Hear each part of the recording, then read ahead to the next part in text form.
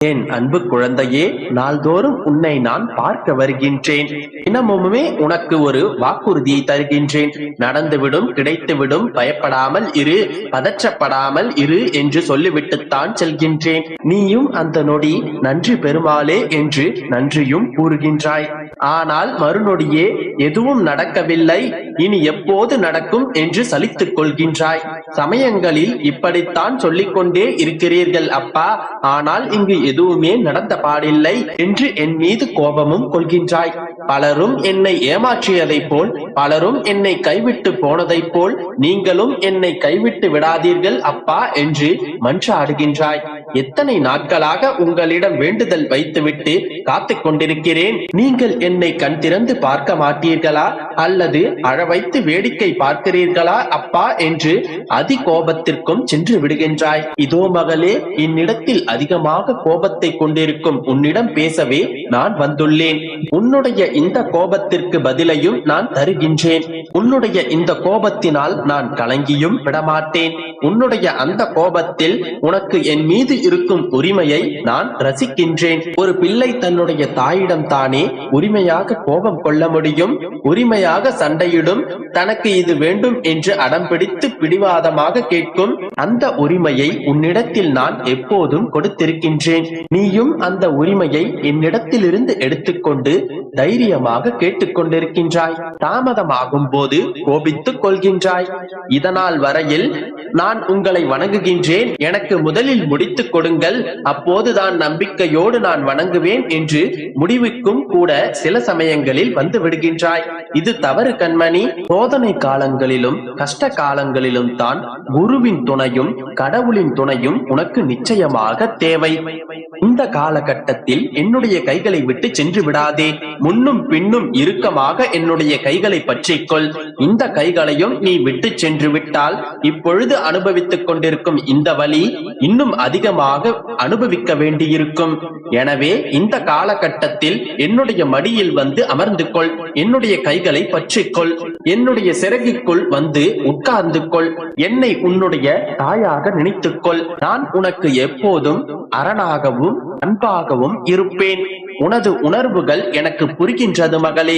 இப்போது நடக்கும் இந்த விஷயங்களையும் உன்னுடைய மனதிற்குள் நடக்கும் போராட்டங்களையும் யாரோடும் பகிர்ந்து கொள்ள முடியாமல், உன்னுடைய மனதிற்குள்ளே வைத்துக் கொள்ளவும் முடியாமல் தவித்துக் கொண்டிருக்கின்றாய். இதோ இப்பொழுது நடந்துவிடும், இன்றோடு நடந்துவிடும், நாளையே நடந்துவிடும் என்றெல்லாம் காத்திருந்து காத்திருந்து ஏமாந்ததை போன்று உணர்கின்றாய். இனிமேல் நீ காத்துக் கொண்டிருக்காதே. இனி இது நடக்காது என்று உன்னை கேலி செய்தவர்களின் வார்த்தைகள் உன்னுடைய செவிகளில் கேட்டுக்கொண்டே இருக்கின்றது. உன்னை பார்த்து நகைத்தவர்கள் முன்னால் தலைகுனிந்து நிற்கின்றாய். இத்தனைக்கும் காரணம் நான் தான் என்ற முடிவிற்கு வந்து விட்டாய். எத்தனை முறை உங்களிடம் கேட்டேன், இதுவரையில் எதுவுமே செய்து தரவில்லையே அப்பா என்று என் மீது கோபம் கொண்டு விட்டாய். உனது இந்த கோபத்திலும் ஒரு நியாயம் இருக்கின்றது கண்மணி. ஆனால் உன்னுடைய வாழ்வில் எதுவுமே நடக்கவில்லை என்று தானே கோபித்துக் கொண்டிருக்கின்றாய். நான் எப்போதும் கூறுவதை போன்று இப்போதும் கூறுகிறேன். உன்னுடைய வாழ்க்கையில் எல்லாமும் நடந்து கொண்டுதான் இருக்கின்றது. திரைக்கு பின்னால் எல்லா வேலைகளும் நடந்து கொண்டுதான் இருக்கின்றது. உன்னுடைய கண்களுக்கு புலப்படுவதற்கும் நீ உணர்வதற்கும் தான் சிறிது காலம் தேவைப்படுகின்றது. நான் உனக்கு வாக்களித்தபடி உன்னுடைய வாழ்க்கைக்கு எது உகந்ததோ அதை நான் கட்டாயம் செய்து தருவேன். பொறுமையாக காத்திருக்க வேண்டும். அல்லது என்னிடம் சண்டையிட்டுக் கொண்டோ என்னுடன் கோபித்துக் கொண்டோ என்னுடனே இரு. என்னை விட்டு விலகிவிட மட்டும் நினைத்து விடாதே. நீ என்னோடு இருப்பதுதான் உனக்கு பாதுகாப்பு. இந்த வாழ்க்கை என்கின்ற பயணத்தில் நல்லதோ கெட்டதோ நகர்ந்து கொண்டே இரு. இன்பம் வந்தால் ரசித்துக் கொண்டே செல், துன்பம் வந்தால் சகித்துக் கொண்டே செல். ஆனால் ஒருபோதும் இங்கேயும் தேங்கி விடாதே. தேங்கினால் துயரம், வாடினால் வருத்தம், நிற்காமல் ஓடினால் வெற்றி. ஓடு மகளே, நதியாக வளைந்து நெளிந்து இலக்கை அடையும் வரை ஓடிக்கொண்டே இரு. உன்னுடைய அப்பா உனக்கு துணையாக உன்னுடனே வருவேன். நீ என் மீது கோபமே கொண்டாலும் நான் உன்னை விட்டு விலக மாட்டேன். நீ கொள்ளும் இந்த கோபத்தை மேலும் மேலும் ரசிப்பேன். இன்னும் அதிகமாக நான் உன்னை நேசிப்பேன். இன்னும் அதிகமாக நான் உன்னுடைய வேண்டுதல்களை நிறைவேற்றுவதற்கு வேகம் எடுப்பேன். ஏனென்றால் என்ன செய்தாலும் எதை செய்தாலும் நீ என்னுடைய பிள்ளை, நான் உன்னுடைய தகப்பன். உன்னுடைய சந்தோஷத்தில் தான் என்னுடைய சந்தோஷம் இருக்கின்றது. மகிழ்ந்திரு. என் அன்பு குழந்தையே, இன்று இப்போது இதை நீ கேட்டுக்கொண்டிருந்தால் நீ அதிர்ஷ்டசாலிதான். நாளை சுபமான நாளில் உன்னை தேடி ஒரு அற்புத செய்தி உன் மனம் நிறைக்க வருகின்றது. நாளை விடியலின் போதே அந்த செய்தியை நீ கேட்டுவிட்டு மன நிறைவுடன் சந்தோஷமாகவே எழுவாய். அந்த செய்தியை கேட்டவுடன் உன் மனதில் ஒரு புது நம்பிக்கை பிறக்கும். உன் வேண்டுதல் நிறைவேறி விட்டதாகவே நீ உணர்வாய். உன் வேண்டுதல் பூரணமாக நிறைவேறிவிட்டால் எத்தனை மனமகிழ்ச்சியை அடைவாயோ அதை நாளை காலையில் நிச்சயம் நீ உணரத்தான் போகிறாய். உன் எதிர்கால சந்தோஷத்திற்கு நாளை விடியல் ஒரு முன்னோட்டமாக அமையும். முழுமையாக இதை புரிந்து கொள்ள வேண்டுமென்றால் இப்போதே இதை முழுமையாக கேட்டுவிட்டு நாளை விடியல் வரை காத்திரு. வாழ்வில் ஏற்றமும் இரக்கமும் நடந்து கொண்டேதான் இருக்கின்றது என வருத்தப்படாதே. முதலில் ஒன்றை நன்றாக புரிந்து கொள். வாழ்வில் நிலையானது என்று ஒன்றுமே இல்லை.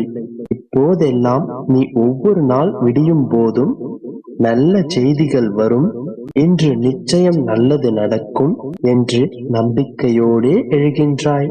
உன் பிரச்சனைகளை தீர்க்க யாரையேனும் இன்று சந்தித்து விடுவோமா? அவர்கள் மூலம் ஒரு நிரந்தர தீர்வு கிடைத்து விடாதா என்று ஏக்கத்துடனே பயணிக்கின்றாய். நிலையான ஒரு தீர்வை கண்டுபிடிக்க சில படிகளில் நீ எதிர்பார்ப்புடன் ஏறி போவாய். உன் எதிர்பார்ப்பு உனக்கு கிடைக்கவில்லை என்றால் அதே படியில் இறங்கி வருகின்றாய். மறுபடியும் இதையே தான் செய்கின்றாய். உனக்கென்று ஒரு நிரந்தர தீர்வு கிடைக்கும் வரை நீ போராடிக் கொண்டுதான் இருக்கின்றாய். நீ கண்ட வலிகளும் துன்பங்களும் அலைச்சலும் நான் அறிந்து கொண்டுதான் இருக்கின்றேன். ஆனால் இவை அனைத்தும் வீணாக மட்டும் போய்விடாது. கவலை கொள்ளாதே என் செல்லமே. இனி உனக்கு மாறுதலான சூழ்நிலைகளை கொடுக்கப் போகின்றேன். உன் பிரச்சனைகளுக்கான நிரந்தர தீர்வினை காணும் வழிகளையும் உனக்கு காண்பிக்கப் போகின்றேன். வழிகளை காண்பிக்கும் நான் அதில் உன்னை வெற்றி பெற செய்ய மாட்டேனா? உன் அப்பாவை என்னை பற்றி நீ புரிந்து கொண்டது இவ்வளவுதானா? நிச்சயம் உன்னை நல்வழிப்படுத்தி உன் கவனத்தை உன் தீர்வை நோக்கி திருப்பி வெற்றி பெற செய்வேன். நன்றாக ஞாபகம் வைத்துக்கொள். ஒன்று உன்னிடத்தில் நடக்கவில்லை என்றால் அதைவிட உயர்ந்த மேலான விஷயங்கள் உனக்கு நடக்கப் போகின்றது என்று அர்த்தம். ஒரு முறை உன் அப்பாவிடம் ஒரு கோரிக்கையை வைத்து விட்டாயானால் அதை நீ மறந்து விடலாம். நான் அந்த கோரிக்கைகளுக்கு பின்னால் ஓடிக்கொண்டிருப்பேன். அதை உனக்கு நிறைவேற்றி கொடுப்பதற்கான வழிகளை கண்டுபிடித்து கொடுப்பேன். உன் கவலைகள் அனைத்தையும் மறந்து நிம்மதியாக உறங்கு. நம்பிக்கை